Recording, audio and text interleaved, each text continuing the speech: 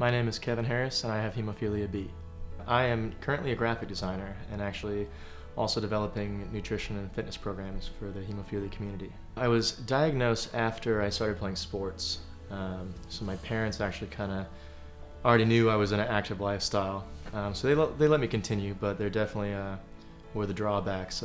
Obviously, playing soccer, there definitely were some bleeds, but it wasn't too hard to manage as a family. So it was, like I said, there were ups and downs, but obviously now to make it this point, we did all right.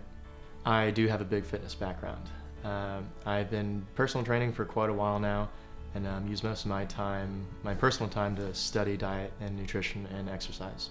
Since I have moderate hemophilia B, 3%, and I've kind of used fitness and diet to kind of create a resilient body. I'm on demand, but luckily year 2014 I only had to infuse one time.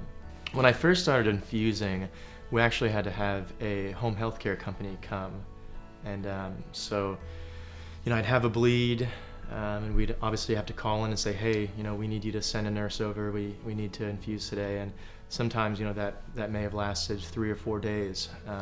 So really, when I first started infusing, it was a little bit tedious and difficult only because it was a few years before I learned to self-infuse, and that definitely helped speed things up a bit.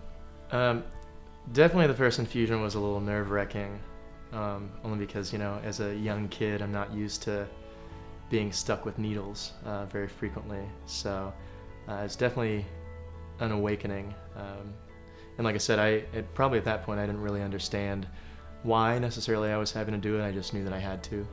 So it was a little bit scary at first, getting used to everything, but once I started learning why I had to and the effect it had, things became a little easier. So